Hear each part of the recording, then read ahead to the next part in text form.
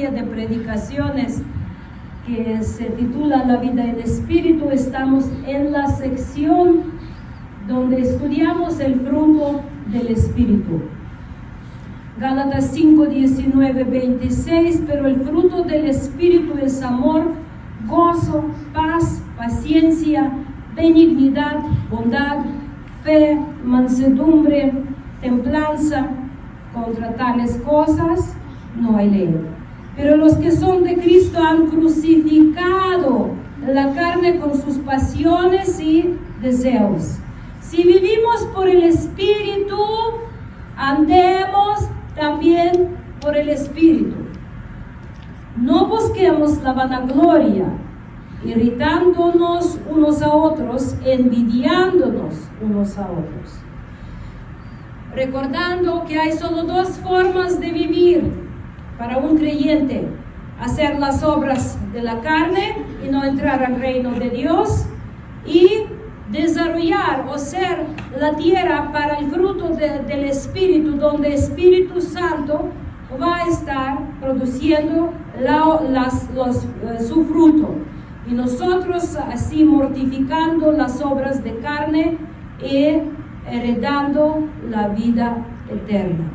Hemos visto en 2 de Corintios 3, 17, 18, el Espíritu del Señor, el Espíritu es, el Señor es el Espíritu, el Señor es el Espíritu, y donde está el Espíritu del Señor, allí hay libertad.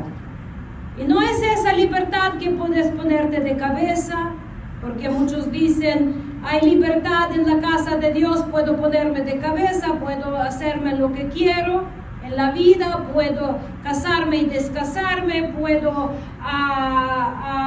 intentar y fracasar relaciones viviendo con alguien, puedo robar, puedo hacer lo que quiero. No es esa libertad, eso se llama libertinaje. Pero donde hay Espíritu de Dios, ahí hay libertad. Y libertad es poder no pecar. Esto es libertad, no pecar. Tener poder, no pecar, a través de la victoria de nuestro Cristo, de nuestro Mesías, de nuestro Rey sobre la cruz. Por tanto, nosotros todos, mirando con el rostro descubierto y reflejando como en un espejo la gloria del Señor, somos transformados de gloria en gloria en su misma imagen por la acción del Espíritu del Señor. Es por decir, todo lo que producimos para el reino de Dios es la obra, acción del Espíritu de Dios en nosotros. Nuestro trabajo es solo colaborar con el Espíritu de Dios, no resistir al Espíritu de Dios. Nuestro trabajo es dejar de hacer las cosas los que contristecen al Espíritu de Dios, los que lo apagan al Espíritu de Dios. Cuando nosotros en Ucrania empezamos a encender el horno de leña y traemos la leña, el pastor siempre iba a agarrar y en los brazos traía unos 6, me dice ¿cuántos traigo? Y digo 6, 7. Y algunas estaban en el lugar donde se penetró lluvia, ¿verdad? Entonces algunas leñas tenían humedad. No saben qué difícil es encender la leña mojada, es muy difícil. Entonces, cuando la leña está bien seca, te pones un papelito y ya se encendió. Pero cuando la leña es mojada o húmeda, a veces te echas papel y echas papel y echas papel y echas papel. ¿Y saben qué haces para encender? A final de cuentas tienes que encontrar una que es más seca y ponerla enfrente, que va a agarrar el fuego del papel y va poco a poco secando los demás encenderlos. No, nosotros cada uno tenemos nuestro grado de humedad, por decir, resistencia al fuego. Cada uno tenemos nuestra vida que vivimos, nuestras experiencias, nuestras lluvias, por decir, donde algunos venimos muy mojados, otros venimos muy hasta allá el moho está creciendo sobre nosotros, que hasta apestamos, empezamos a podrir. Cada uno tenemos nuestro estado con cual llegamos a Mesías. Entonces siempre es bueno, por eso dice la palabra, que tenemos que estar dentro de la congregación de los santos, porque algunos todavía ya se secaron un poquitito más que ayer, ¿no? Que todavía no se encienden, pero ya van, un poquito más de espíritu por allá, un poquito más fruto empieza a manifestarse. Pero si te apartas, ¿qué sucede luego? La misma lluvia, la misma tormenta, no hay fundamento, no hay cimiento, y la casa, ¿qué se hace? Se va a la pérdida, se pierde, se echa a perder. Entonces, es muy importante estar todos juntos, aunque somos pocos. Algunos resistimos más al fuego. A ver, ¿quién es resistente al fuego? Aquí levanten la mano. Pero fíjense, algunos aunque queremos encendernos, a veces no podemos, porque todavía tenemos mucha humedad de pecado, de residuos de nuestra vida pasada, y tenemos que estar paso por paso yendo. Eso hablábamos domingo pasado, que no podemos desesperarnos cuando no tenemos fruto inmediato. Ninguno de los pastores espera, o bueno, los que conozco, espera que tú hoy llegaste y ya mañana ya eres un cristiano perfecto donde solo te queda entrar al reino de Dios. Todos somos obra de Dios en la marcha de estar transformados a la imagen de Mesías. Por eso muchas veces los esposos se desesperan, porque los dos van a la iglesia, aquí los más cercanos aquí a mi derecha, Vane y Bruno. Los dos van a la iglesia, pero cada uno tiene su estructura, su consistencia.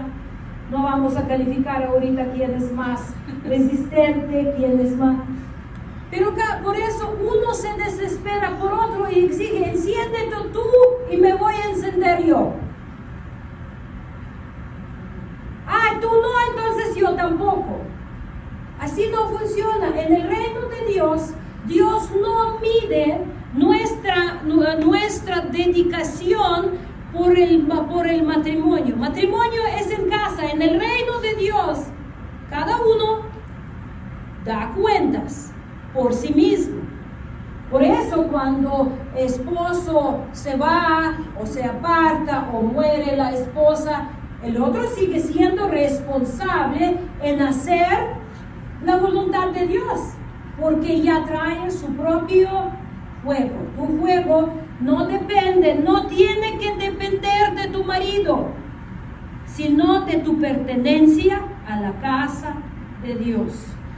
Tu fuego no tiene que depender de tus hijos, o de tus padres, o de tus hermanos en carne. Si por decir, mi esposo no va, hace muchos años hubo un hermano que venía a la congregación y educaba a una mujer, no recuerdo si los caché escuchando o ella me dijo, pero dice, es que el hermano me dice que si mi esposo dice no vayas a la iglesia, tengo que obedecer a mi esposo porque así dice la palabra de Dios. Sí, así a veces no somos consejeros, ¿no? De no conocer ni la palabra, ni espíritu de Dios, ni la verdad. Pero mis hermanos, el Espíritu produce la vida en nosotros y nosotros somos responsables, cada uno, estar junto a la fuente de la vida. Y para eso dice la palabra que no dejan de congregarnos. Tal vez alguien me va a pensar, está echando indirectas, son directas. No dejen de congregarse. ¿Por qué se empavolarían? ¿Es para ti o qué? ¿Por qué dice más viendo que aquel día se acerca? Hasta el mundo, me dio mucha risa, hasta ayer, creo que antier le enseñé al pastor que alguien publicó en Facebook, cómo están ahora el mundo con temblor, está esperando próximo año. No sé si vieron ese meme que anda por allí, que están en la esquina y la puerta dice 2024 y todos temblando, ¿no? ¿Qué atrae el 20? El mundo inconsciente sabe que las cosas no se van a mejorar. Y yo en espíritu a veces, y hoy cuando ahorita en el principio estábamos orando, yo sentí cómo se juntan las tinieblas, mis hermanos. Por eso no dejen de congregar, porque más viendo que aquel día se acerca, porque su leña se va a apagar y ustedes van a pensar que todavía están encendidos. Y eso es lo que estábamos orando también en el principio de las vírgenes, ¿recuerdan? Lámparas, aceite, mejoren sus lámparas. El mundo vive como que va a vivir eternamente, aunque tiemblan, aunque piensan que no pasa nada, aunque piensan que lo que acumulan en ese mundo les va a durar. No saben si sus hijos lo van a poder aprovechar, no saben. Me tocó ministrar en Ucrania a las familias que allí en Ovruch llegó una familia de Mariupol, era papá, mamá, su hija y su sobrina, eran 4, ¿no? Entonces, cuando ministrábamos y ellos regresaron a un pueblo cerca de Ovruch, porque el señor Basil se llama, él es de ese pueblo, allí nació, y como murieron él creció, casó, hizo su vida en Mariupol, tuvo un departamento en Mariupol. Y cuando llegaron los asesinos rusos, ahí las historias que escuchamos de la gente de Mariupol, mis hermanos, es difícil de creer que alguien puede hacer eso. Pero no estoy hablando de eso. Ellos, allí dice, con nuestro departamento compramos departamento para nuestro hijo. Su hijo se llama Ruslan y desde el marzo de año pasado no se sabe nada de él. Él era parte de Azov, de los que estaban ahí encerrados en Azovstal, los militares. Y no se sabe si está vivo o si está en cautiverio más, ya va por 2 años prácticamente. Y ellos tenían todo allí, pero quedaron sin nada y regresaron a la casa paterna.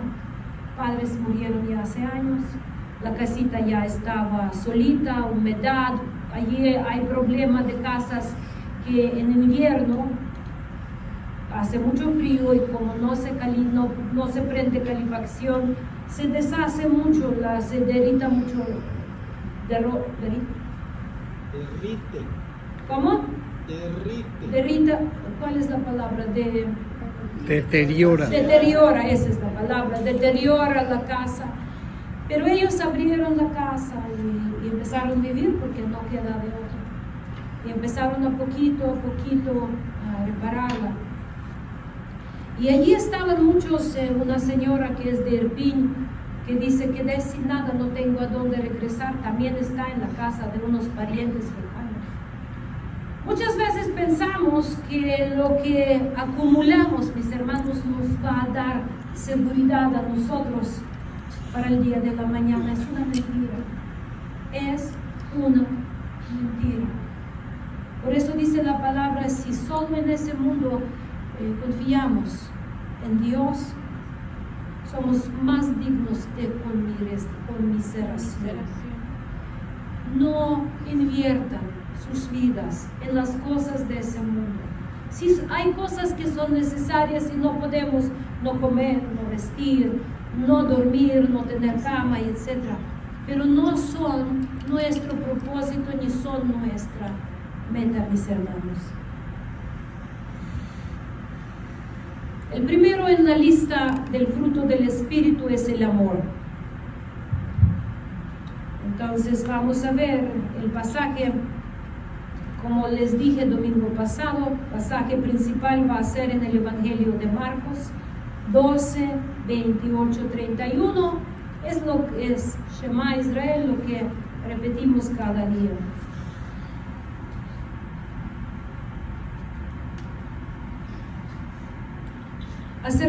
Marcos 12, 28, 31. Acercándose uno de los escribas que los había oído disputar y sabía que les había respondido bien, le preguntó: ¿cuál es el primer mandamiento de todos? ¿Qué le responde Yeshua? Él empieza, primero les cita Deuteronomio 6, 4 al 5. Él está contestando con la palabra de Dios. Una persona de Dios contesta con la palabra de Dios. ¿Me escuchan? Bien. Dice, citando Deuteronomio 6, 4 y 5. El primer mandamiento de todos es: oye Israel, Jehová nuestro Dios, Jehová uno es. ¿Okay? Entonces está poniendo primer mandamiento. ¿Cuál es? Oír, Shema. ¿Qué significa Shema? Oír y hacer. Entonces, el primer mandamiento para la gente de Dios es oír lo que dice Dios y hacer lo que dice Dios. No hay de otro. ¿Por qué? Porque Jehová nuestro Dios, Jehová uno es. Nosotros escuchamos a Dios y obedecemos a Dios porque no hay otro. Él es fundamento de todo. Como es un mandamiento fundamental, es el fundamento de la casa, la cual va a sobrevivir toda la tormenta. Si para ti tu Dios uno y no hay otro, vas a sobrevivir todo lo que viene en tu camino. Si de verdad el Dios único es tu Dios. Si no tienes otros dioses. ¿Cuándo se derivan las casas? Cuando hay otros dioses. Cuando nuestros hijos se convierten en nuestros mini dioses. Y escúchanlo bien. Amamos a nuestros hijos. Amamos a nuestros padres. Amamos a nuestra gente que Dios nos da. Pero nuestra vida no se gira alrededor de ellos. Un error que hacen los padres es hacer que tu vida gira, vida de la casa, alrededor de tus hijos. Tus hijos son parte de la casa, pero no el centro de la casa. Entonces, cuando el hijo hace una barbaridad, o que Dios no permite, muere, ¿qué sucede con la casa? Se cae, porque no está basada en el fundamento de Dios, está basada parte de Dios y gran parte cae. Por eso, muchas veces la gente en las pérdidas se aleja de Dios. Muchas veces la gente en las rebeldías de los hijos se aleja de Dios. Muchas veces la gente cuando se aleja de Dios, esposo ahí va esposa atrás. O si se aleja de Dios esposa, ahí va el esposo atrás. ¿Por qué? Porque no tenemos solo un Dios. Tenemos más dioses. Mucha gente se aleja de Dios por trabajo. Ahí va otro Dios. Empieza poco a poco. Muchas veces ponemos negocio decimos, yo pongo negocio para ser libre a servir a Dios. Y luego dices, ¿dónde está ese hermano, esa hermana que puso su negocio para servir a Dios? Y ni sus luces. ¿Por qué? Porque ya negocio se convirtió en su Dios. Tenemos que tener muchísimo cuidado, mis hermanos. Muchísimo cuidado. Porque las dioses no se nacen, se hacen. ¿Y saben por quién se hacen? Por nosotros mismos. ¿Saben por qué en las iglesias hay otro Dios que es pastor? Porque nosotros lo idolatramos. Yo no estoy hablando de no respetar. Yo no estoy hablando de no obedecer el mensaje si viene de la palabra de Dios, pero no es Dios. Él no tiene derecho a decidir su vida. Él no tiene derecho a decirte tú pon un negocio o quita tu negocio o toma crédito o compra tu casa o construye una casa allá o pastor no tiene derecho a decidir ni tu carrera, ni escogerte tu compañero de la vida, ni de dónde vas a vivir, cómo vas a vivir, retenerte para que no te vayas a la otra ciudad de vivir o mandarte. Pastor no tiene derecho a estar decidiendo tu destino. El destino del hombre, dice la palabra de Dios, es de Dios. Los ídolos se hacen, los dioses, cada uno levanta dioses en su vida. A lo que más adoramos, a lo que más damos atención, lo que más cuidamos, lo que más procuramos, donde va la mayoría de nuestro dinero, de nuestro tiempo, de nuestro esfuerzo. Lo gastamos en los dioses y para Dios verdadero, como dijo una persona, cuando dice, yo cuando recibo mi quincena, dice, yo doy mi deuda por acá, mi deuda por allá, luz, agua, y digo, discúlpame Chuchito, a ti no te alcanzó. No es que alguien me dijo, ella me dijo. Y así muchas veces decimos, hermanos. Y si yo preguntaba, no lo voy a preguntar porque no me importa, pero si yo voy a preguntar, ¿cuántos de ustedes dan su diezmo? Y diezmo son 10% de nuestro ingreso total que pertenece a Dios. Si yo voy a preguntar en qué se gastó su diezmo, ¿cuántos van a decir? Discúlpame, Chuchito, no te alcanzó.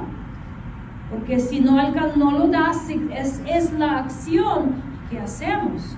Porque hasta con nuestro ingreso se muestra quién es nuestro Dios. Si yo reconozco que Dios es Dios de todo, entonces es Dios de mis finanzas. ¿Y saben cómo se manifiesta? Yo manifiesto que Dios es Dios de mis finanzas con mi diezmo. Con mi diezmo. Y ustedes saben que aquí nadie los va a manipular en dar más que dan. Pero les vamos a hacer conscientes que si no diezman, roban lo que pertenece a Dios. Dice la palabra de Dios, el diezmo es mío. Es un principio bíblico de manejar. Entonces dice, luego amarás al Señor tu Dios. A ver, todos los dormidos digan, amarás al Señor tu Dios con todo tu corazón. Ok, bien. Y amarás al Señor tu Dios con todo tu corazón y con toda tu alma y con toda tu mente y con todas tus fuerzas. ¿Cómo se ama a Dios con todo nuestro corazón. Oh, así como hacemos. Y está bien hacerlo para Dios, yo no, está bien. Yo a veces también mando besos a Dios. Pero ¿eso es amor? No, si yo no procuro lo que es de Dios, no lo amo. Si yo no procuro amarlo con prioridad, si Él no es prioridad de mi corazón. Corazón es la palabra hebrea lev, que significa la tesorería interna. La tesorería interna. Por eso dijo Mesías, del tesoro del corazón habla la boca. O dice, ¿dónde está tu tesoro? Ahí está tu corazón. Tesorería interna. Yo vivo lo que para mí es mi tesoro. Eso es lo que mi vida manifiesta mi tesoro. ¿Qué es para mí tiene de veras valor? ¿Dónde va? Mira, aquí dice, con toda tu alma. Alma consiste a ver los que están tomando curso de consejería. ¿De qué consiste nuestra alma? Es su examen, ¿eh? Nuestra mente, nuestras emociones y voluntad. Ok, entonces, ama a Dios con toda tu alma. Todas tus capacidades mentales, úsalos para amar a Dios, para conocer su palabra, para desarrollar proyectos para su reino, servir a su reino. Porque somos bien astutos para hacer proyectos de negocios, planes de dinero, de éxito, etc. Pero cuando se trata de para el reino de Dios, de repente sentimos, ¿sabes qué? ¿Quién soy yo para hacer algo? Y eso no es humildad, es no amar a Dios. Voluntad. ¿Qué es voluntad? No es nada, querer es querer, pero voluntad ya es hacer. Ya, porque muchos queremos. Muchos salimos domingo del servicio y digo, ya voy a servir a Dios. ¿Cuántos de ustedes les pasó eso? Ya me voy a esforzar. Pero ¿qué les emocionaron? Se emocionaron, pero ¿qué pasó con la voluntad? Ay, no es para tanto. No, ya nos comimos, ya bebimos. Ay, ¿qué es eso que me pasó? ¿Por qué me emocioné tanto? Mañana será otro día. ¿Cierto o no? Ama a Dios con toda tu mente. Activa tu mente ¿cómo activamos la mente? El libro Romanos 12, 1 y 2 dice, transformándolo según la palabra de Dios. Es enseñarte a pensar y discernir las cosas con las palabras de Dios. Un día lo vamos a estudiar más. Y con todas tus fuerzas, nos esforzamos para todo. Hasta cuando hacemos una fiesta o una cena de Navidad, nos hacemos 1000 platillos, o un platillo pero bien elaborado hacemos. O gastamos mucho. Si yo no hago, lo pido a uno que sabe hacerlo, pero gastamos mucho. Y encontramos y dinero y fuerzas, y aguantamos hasta la mañana, o hasta mañana, la fiesta. Pero para servir a Dios, como que decimos, no, ya vendrá mi día. Yo no sé qué ideas ustedes tienen de servir a Dios, pero servir a Dios es visitar a un enfermo, es asistir al funeral cuando tu hermano perdió a su ser querido. Eso es amar a Dios, ¿sabían ustedes? llevarle comida a tu hermano cuando se enfermó es servir a Dios. Porque el Mesías dijo, cuando ustedes hacen eso, lo hacen a quién? A mí. Y cuando no lo hacen, dice, aléjanse de mí porque no los conozco. ¿Saben dónde Cristo los conoce? Junto a la cama de un enfermo. A tu hermano que de la congregación, una persona que está pasando allí llorando junto al que llora, despidiendo de su mamá, de su papá, de su hijo, de su prójimo. Allí se conocen los que aman a Dios. Podemos hablar mucho y decir muchas cosas. Yo amo a Dios. Pero haces lo que según su corazón. Y aquí dice segunda parte, lo contesta Mesías citando del libro de Levítico 19:18. Y el segundo es semejante: amarás a tu prójimo como a ti mismo. No hay otro mandamiento mayor que estos.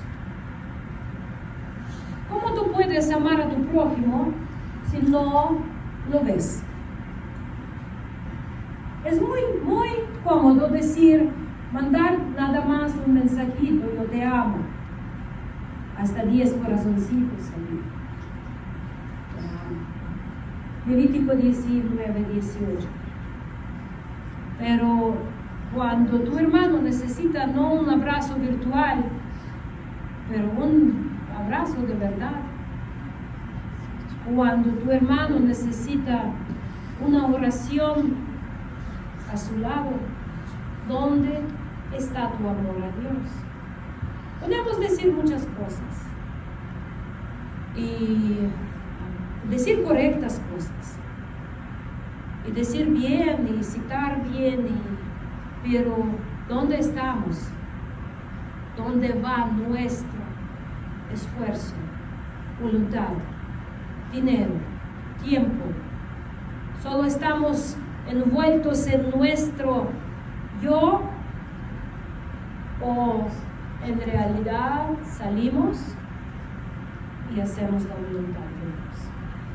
Y para terminar quiero recordarles, porque antier estaba haciendo un estudio y Dios me habló mucho a través de lo que estudié. Para terminar quiero recordar un poquito de Abraham. ¿Ustedes saben cómo Dios lo llamó a Abraham?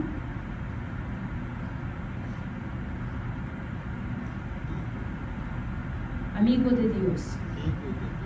Él se llamó el amigo de Dios. Y a mí me impresionó mucho la forma que yo vi esta historia. Recuerdo cuando Dios le pidió agarrar a su hijo, a su único, y llevarlo al monte que se llamaba Moriah, y ofrecerle en el sacrificio. ¿Recuerdan esta historia? Y muchas veces luchamos con esa historia. Como que nos cae muy pesada, ¿cierto? Esa historia es muy pesada. Como que Dios, mi hijo, ¿no? Además, la palabra de Dios dice que Dios no acepta, nunca pide el sacrificio humano. Entonces, como que a veces cuando tú piensas razonar, y es una de las primeras preguntas que te hace gente incrédula, ¿qué tipo de Dios es? Y etc. Pero estoy pensando en esa historia y cuando Abraham llevó a su hijo y su hijo, aunque no lo dibujan como un adolescente, principalmente 12, 13 años, en realidad ya tenía más de 30 años. Bueno, Isaac ya tenía más de 30 años. Él se casó a la edad de 40 años, tenía 37 años cuando falleció Sara. Y eso sucedió un poquito antes, al parecer, que falleció Sara, tal vez muy poco, unos cuantos, 2, 3 años. Y muchos coinciden que tal vez murió a la edad de Mesías, a la edad de 33 años, como fue sacrificado Mesías y como era la edad de sacerdotes y todo eso pero sí ya tenía más de 30 años. Entonces, cuando Abraham fue a sacrificarlo y en este monte Moriah, y no le dejó obviamente que lo sacrifique, él dice: yo he previsto sacrificio. Y saben, a mí lo que me impresionó ahí, que prácticamente sucedió un gran misterio, que Abraham hizo lo que le pidió Dios, porque años después, en el mismo monte, Dios Padre sacrificó a su hijo, entregó a su propio hijo. Monte Moriah es Gólgota, es el mismo monte. Y él, padre como padre con el padre, con su amigo Abraham, quería compartir el dolor de entregar a su hijo al sacrificio. Y allí Abraham entendió el corazón del Padre. Por eso él es amigo de Dios. Él era la única persona a la cual Dios invitó a compartir el dolor del corazón del Padre, sacrificando a su hijo. El amor. Ama a Dios con todo tu corazón, con toda tu alma, con toda tu mente, con todas tus fuerzas. Abraham amó a Dios y compartió dolor que Dios lo vio. Y para mí me tocó eso mucho, me habló mi corazón. ¿Qué significa amar a Dios? Es compartir la pasión de Dios por la salvación de la gente hasta tal grado de estar dispuesto a entregar todo lo que tienes, todo lo que valoras, todo lo que para ti el mismo Dios te lo dio, pero lo devuelves con todo amor, fuerza, alma, voluntad. Esto es amor a Dios.